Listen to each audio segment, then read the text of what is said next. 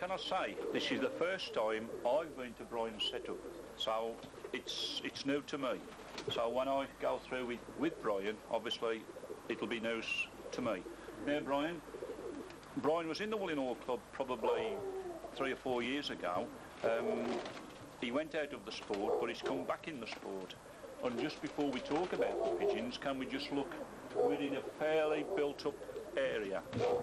One of his main problems is those buildings there, which is approximately about probably 6 or 7 yards away from his loft. And Brian has said if he has birds land on there, he disposes with them particular birds. They must land on his loft. Right, Brian, you've come back in the sport. Can I say whose birds have you got? Obviously we can see birds in the trap. Can you just tell me about them particular birds? Well, some are brown and white, with the two blue badges. Yes.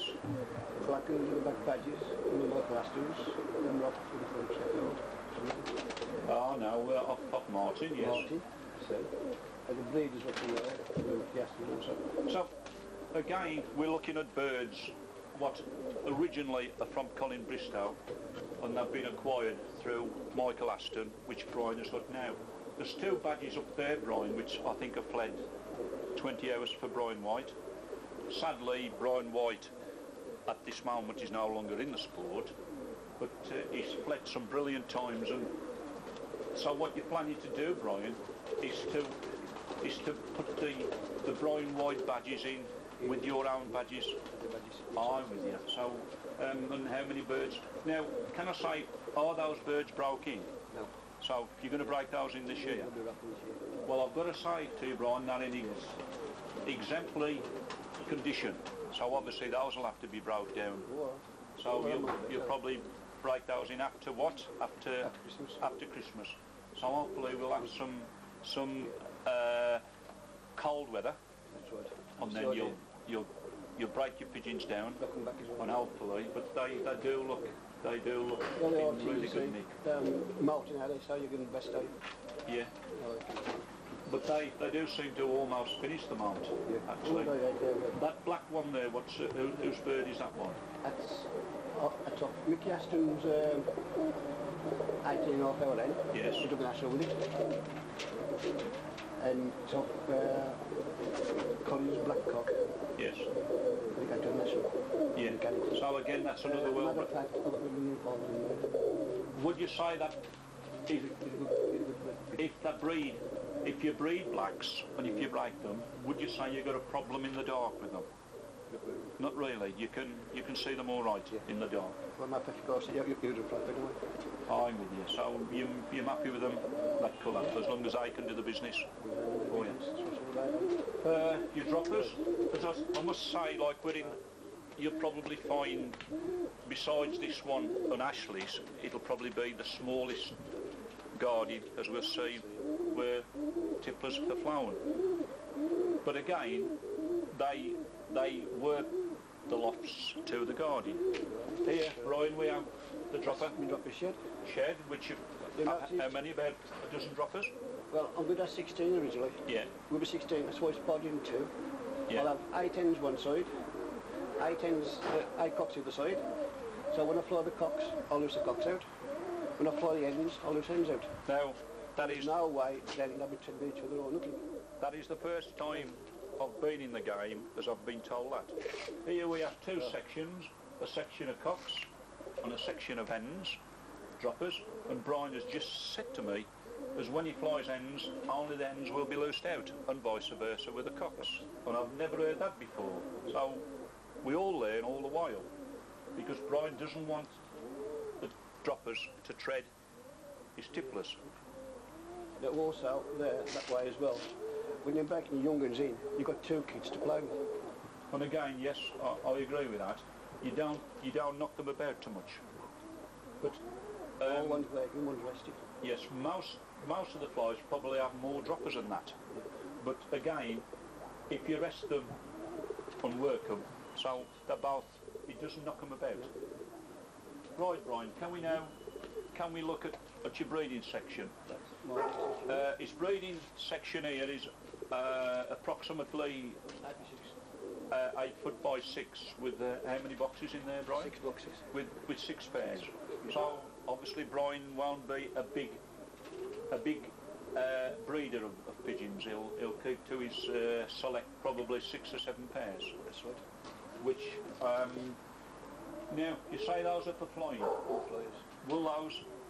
Will you probably breed off those? Oh, eventually. Eventually. Right, now can we just look at the breeding side of it? Yep.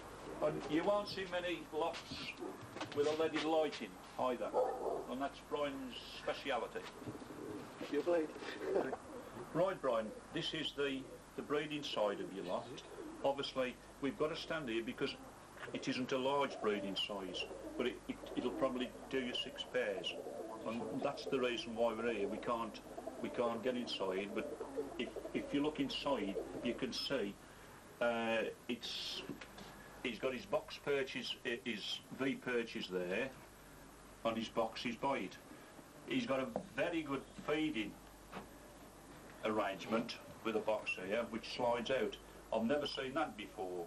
It's right by the window, so and it's most hygienic, to be quite honest with you.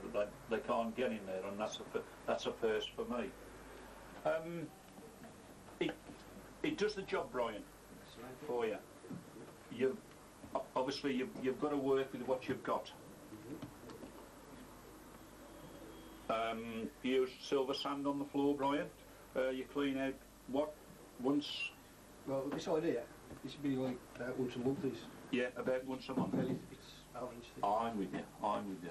Maybe just riddle. And obviously this section is completely shut off from the rest of the Yes, right. of the loft. Right, Brian, can we go and now look at the flying boxes? And also these here. These here are they spare, Brian? These are spare. I can use it, which is 8. Some droppers in there. Yeah, you can put your droppers in there. Run the eggs. Yeah. Run the eggs. Yeah. That's why all I need is 6 spare. It's So by running the eggs.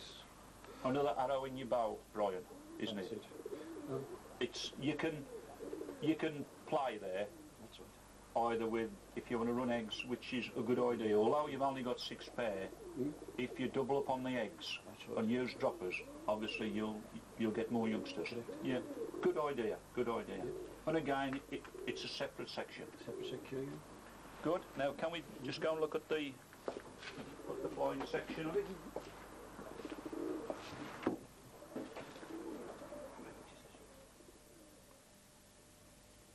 Things. Right, Brian. These obviously are your flying section. These here. These are flyers. Yes. And these are your stock birds, are they, Brian? These are just the stock birds here. And as you can see, I can see they're mostly black badges, which obviously look a family to me. They're all of the same. That's one there. It's a blue cock. Breed off that one. That's what you've bred on. Yes. I'm breeding off that one. And this is a black cock I'm breeding off as well. Yes. On these particular birds here, I presume these are hens. That's an hen. Yeah. That's an hen. I'm not sure about one. Yeah. Well, it looks like. Yeah. It looks Yeah. an hen. Yeah. Can I ask what you've got under here, Brian? Nothing. Nothing. It's just. That's just blocked off, of course. It's just blocked off. Once I have my operation, no way I can bend down. I'm with you. So this No, that's the pen's been designed for everything from probably waist onwards. up. Yeah, which is a good idea. Again, we're going back to where we used to dig and dive, and as you get older, You don't want it. obviously you try to eliminate that. What I like, Brian, again it's a first for me, is to see the curtain in front of the door.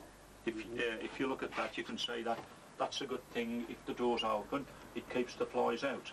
A very good idea. And also, can we look at the trap? Can you just open that trap there?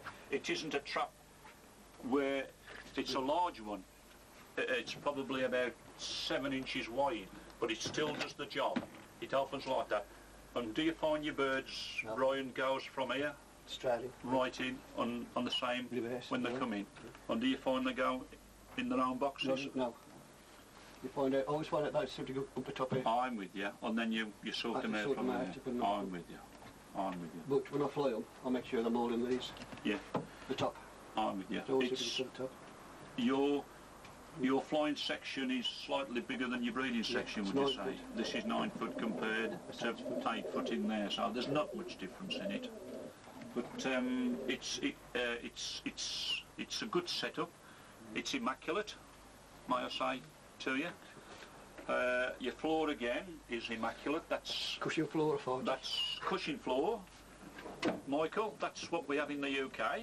We don't have it often, but sometimes you get it in a loft, and Brian has got it in his loft. Right, Brian, can I just have a look here? Again, this is... Woman seats. This are his seats. One's circle. Brian's one of those lads, he's got to have everything uniform. He doesn't have it wishy-washy, it's got to be right. Can I ask, is that your medicine box? My medicine box.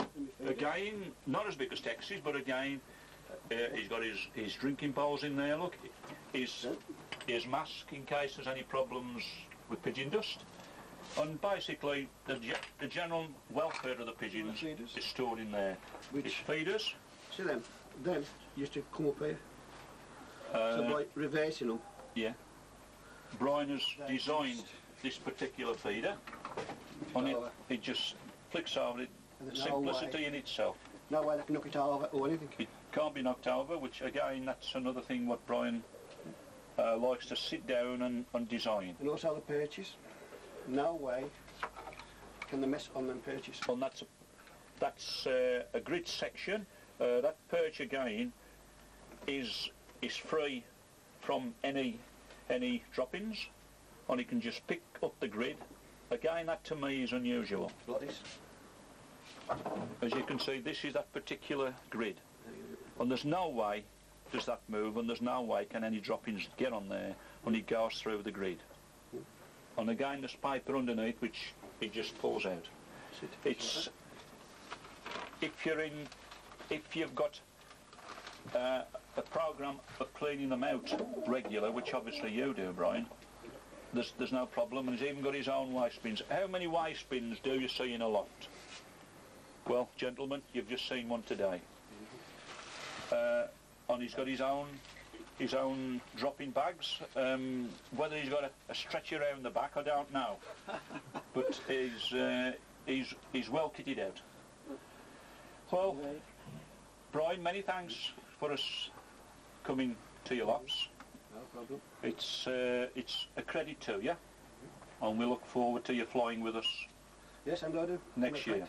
Many thanks again, Brian.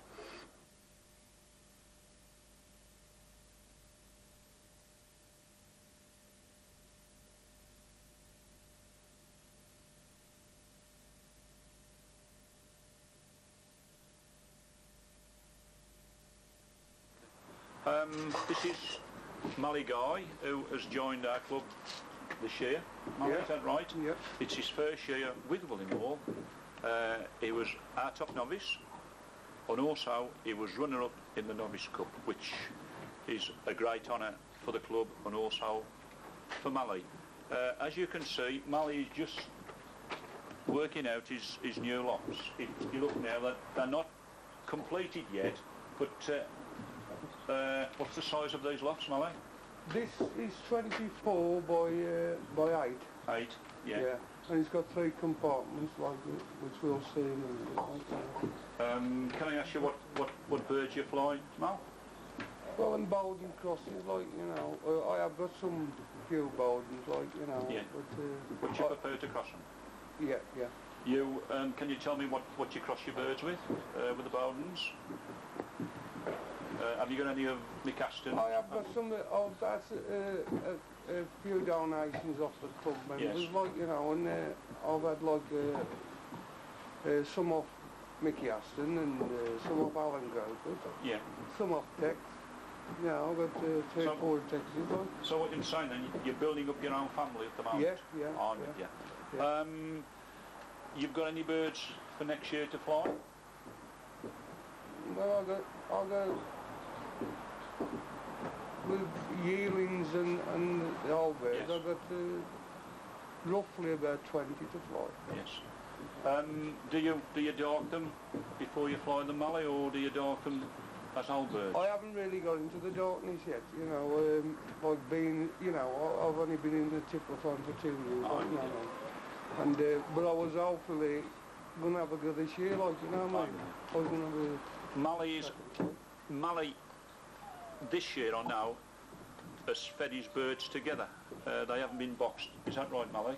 Yeah, I haven't had time to be doing this shed and things like that, you know what I mean? I've been, you know, trying to do this and trying to do that, you know what I mean? And like things are just coming up now, like, you know what I mean? I'm getting together, like, you know, but... Can I ask you if you took any ideas of anybody else before you built your loft, or is it your own design? This is my own design. Your own design. Yeah. Yeah, obviously where you trap your birds looks simplicity itself, where it just falls across, I presume. Yeah, just, well, I haven't built the step yet, like, you know. So you put some steps up to it. Yeah, put the step there, like, you know, and On just that, slide across, like, Well, that's, you just work from off the one light? No, I haven't put the lights up. As I say, I've just built the shed, like, you know what I mean, and I'm ready to put the lights on and everything now, like, you know. And so you're just that little bit away from completion at the moment? Yeah. I'm with you. And then I shall have a go with dog training and that, you know, a bit later on, like. Good. Now, can we go inside, Mal, and have a look at the lofts? Yeah. What I like about this is the corridor. Yeah. Obviously, we can walk up and down here, but you haven't got to disturb the birds. That's right, that's my idea, that's the reason why I built this shed like this, you know what I mean? Yeah. I've seen racing lofts like this, Mally, but it is a good idea. There's no disturbance of the birds. No, none at all. But where I did slip up, I was going to have this in 6-foot sections. Instead of 8 foot. So there's a lot more corridor, you know, a lot more compartments, like, you know what I mean? I like the fresh air at the back. Yeah. And then you've got a blow through there of fresh air. That's a good idea, because it doesn't, as long as the birds are fit, it doesn't hurt them to be cold. That's right. That's fine. These are, now what have we got in here, Mally? There's 3 or 4 Bowdens. Yeah. You know, you can see, like, but these sand is originated from Alan Growcut, like, you know, and the sandy birds are off Alan Growcut. Yeah. Where was the blue badges from? The blue badges I bred myself, like, you know what I mean? Yes. This blue badge here I bred myself, like, and I've had some good hours out of it. Yeah. But the cock, like, I've got a blue badge cock in there, blue saddle, like, you know what I mean? Them are off Mickey Aston. Yeah, we can see those reds there, Mally, are a family. And obviously you're going to build your own family up now from these particular birds. Yeah. What I like about them, for instance, they're on the small side, and that's what I like about them. Because if we have any hot weather, they tend to be a better flying than a bird what's heavy, especially if it's warm. I know we don't get many hot days, but we do get days where the weather would affect them. So this is what the family's going to be bred from. Yeah. And you've got your stock hens in here, Mally? These are stock hens, yeah. Just your stock hens? They're more flyers, like, you know what I mean? I can fly all these hens, like, you know. And how many pairs will you breed off, Mally? Just 9 pairs. Just 9 pairs, that's about nice, yeah. I might just do them for the one round this year, then stop them. Oh, just one round now, that's unusual. I've never heard a tipple flyer tell me as he just breeds one round and finishing. So, hoping then, Mally, is you don't lose many pigeons. Well, to be quite honest, I don't lose a lot. Like, you know, only, like, with the hawk attacks and that, you know, but... yeah, but what I want to do, I want to breed one round, because what I've just told you, I can fly all these pigeons. Oh, and I want to breed one round of them. I mean, 18 youngs is quite sufficient, and I want to get these fit, see, so I can... Well, can I say you breed one round of youngsters, Mally, for the young bird programme, do you find if you breed a little bit late, them particular birds you fly will go through the season. Through Last year I did breed early, like, you know yes. what I mean? And did that tend to all the flights? no, No. that's what I'm saying. So I should be putting these until about January or yes, something like that, you know what I mean? So the, you know, I'll go through the flight. But your breeding programme obviously will be one round, and hopefully you can hold them to probably 3 or 4 kits from Well, out there. I think 3 kits is it's enough to work, yeah. And obviously, I know this year you've been occupied with building your lots, but next year you'll dog train the youngsters, hopefully. Hopefully this year. Yes, hopefully this year. This year with well, for next year, obviously. Yeah.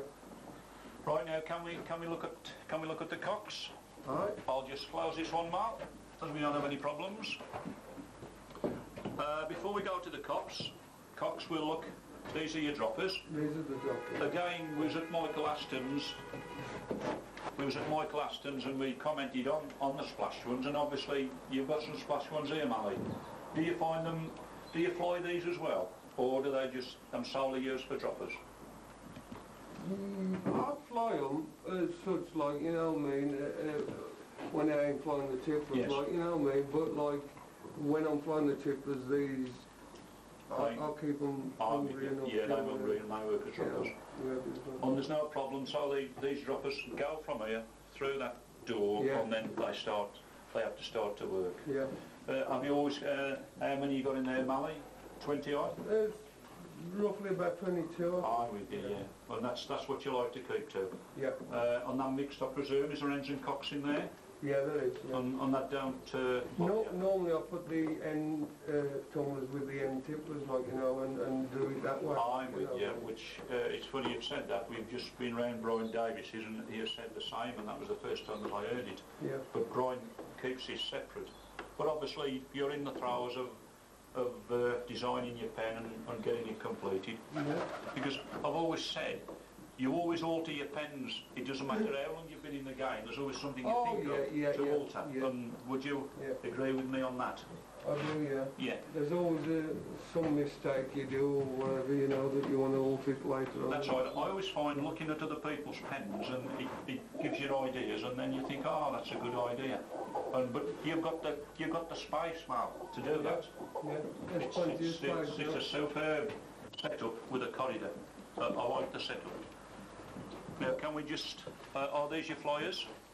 Yeah, these are the cocks, these, okay. These are the cocks. Yeah. You've got, what, 10, 12 cocks to fly next year? Only 9. 9 cocks? Yeah. As I say, I've had some good hours at Repton Cock. Can I say what... can I ask you what that bird's off? That's one of Colin Bristow's. Ah, that's one of Colin's. His name keeps cropping up, Colin. I've had him a long time, that one. Yeah. And this was a young one. What I bred off one of Colin Bristow's last business. But that's like in '95 that I bred that. I think not long ago I mentioned Colin having splash birds to start his family, and this is actually one of them. And you fled this one, have you, Mally? He's my own young one. I've one off Colin, see. And have you fled it? Oh yeah, he's a good cock. He's a good cock, and as you can see, that's a splash. There isn't many splash tipplers you see what flies, and that is one of them. He's one of the best like I've got there. So that's full marks to Colin. And what have we got here, Mally? This is a blue saddle cock out of Mickey Aston. That's a Michael Aston pigeon. When it was obviously. When it was a young bird. And this also is a blue bird's cock out of what? On this blue one here, what's... This is a blue cock out of chap from Bentley, Mickey... Tipped? Tipped? Mickey yeah. Tipped. One of Mickey Tipped. That's one of Michael Tipped. Yeah. Michael Tipped, I think he finished up on Good News, but he did have Bowdens, but that looks a Good News type. Yeah. Again, we're going back here to Michael Aston and Colin Bristow.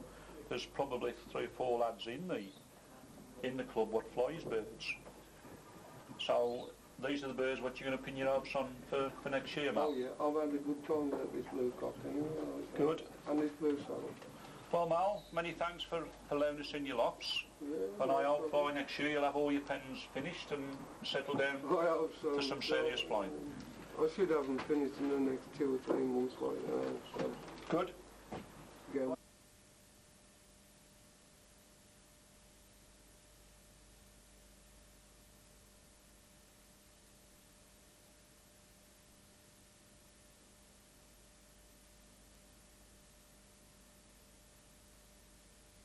I know you've been flying Tipplers a good many years, Jimmy.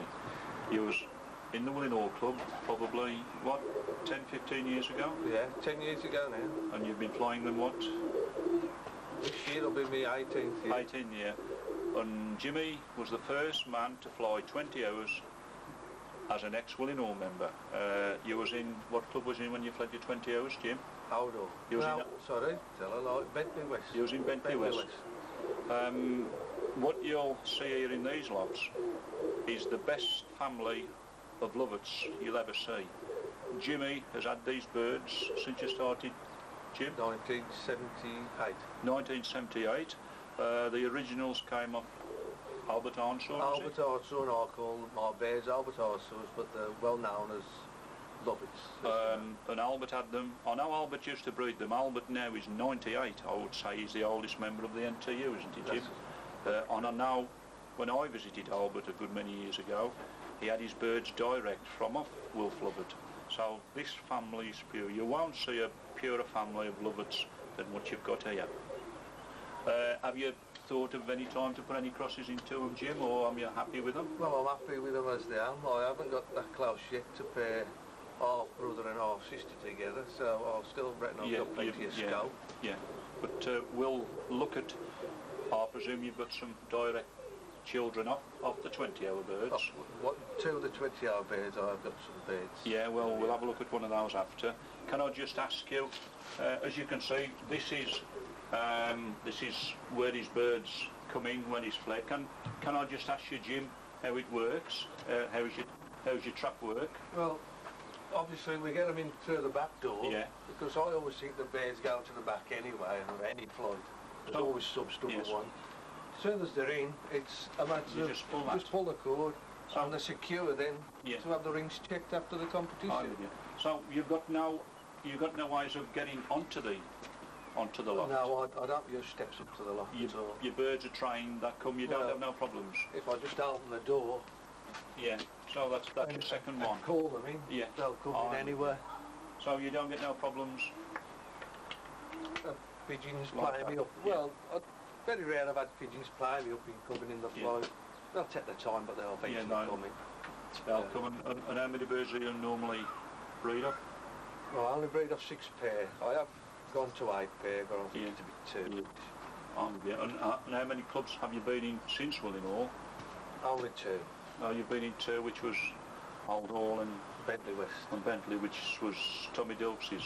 That's correct. And who ran Bentley West then?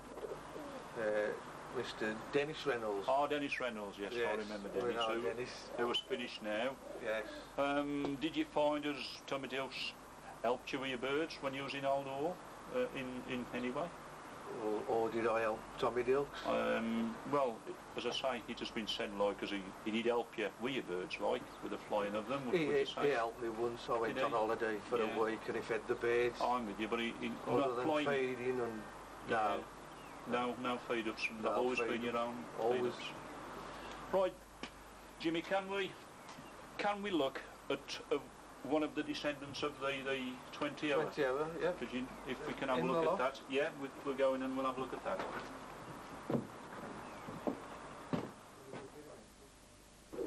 Section, obviously, which is, I presume, it's about, what, 10, 12 foot? 12 foot long.